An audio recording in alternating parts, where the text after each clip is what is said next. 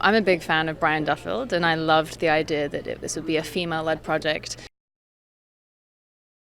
People keep asking me this, and I don't think of this film as like an action film or stunts heavy, but I underestimated the physical toll of wearing that suit, which is, I weigh like 125 and the suit was 85 or something like that. It was more than half of my weight.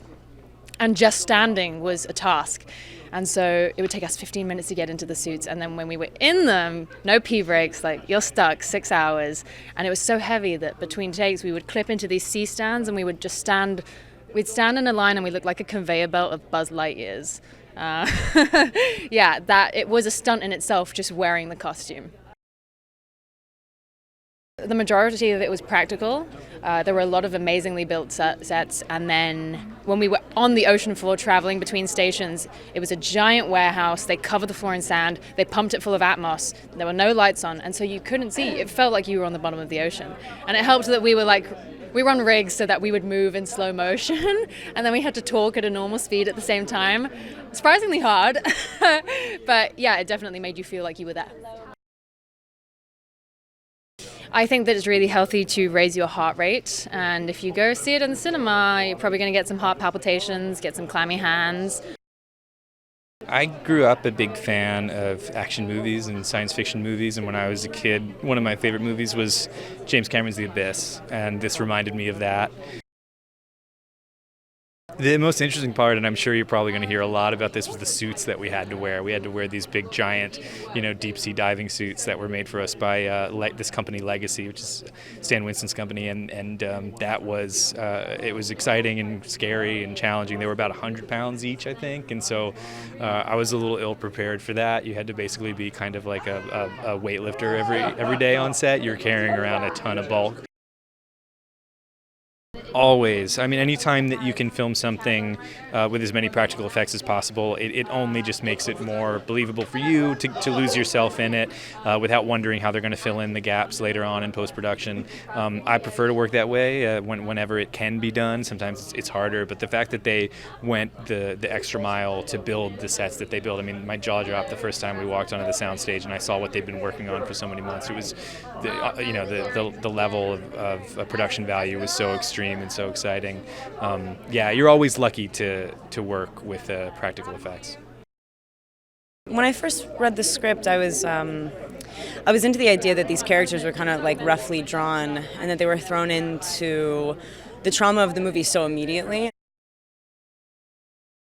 I was really interested by this person who ultimately becomes the hero, but initially has absolutely nothing to fight for. So it's not like you've got this woman fighting a harsh adversary, being like, oh, I've got to fight hard for my kids up there or whatever. It's literally just somebody who's kind of staring into the abyss, really kind of looking into a darkness and not knowing what to get out of it existentially, and then ends up being the person that saves everyone, which doesn't normally go together. You meet Nora brushing her teeth in her underwear, basically. It's the worst nightmare, trying to think okay, well, if I'm brushing my teeth, that's the last time I want an earthquake to occur, and that's what happens. So what I liked about her was getting to know her and kind of unearthing her grief and in the midst of trauma and seeing how she dealt with that and who she actually how she rose to the occasion versus how she was kind of hiding from life in the beginning.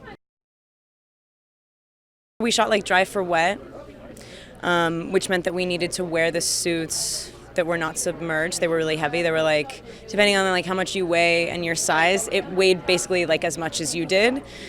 So I feel we kind of made a movie about surviving the experience itself.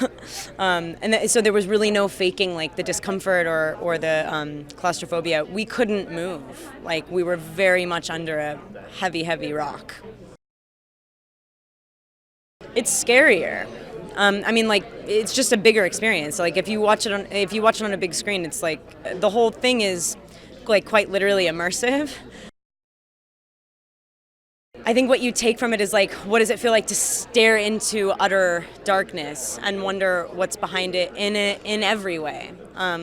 It's scary and it's not the most fun thing, but it's something that you can't stop staring at. I thought we were trying to do something really provocative and really intense and really, outside of the bounds of the norm and like, following the kind of procedural route.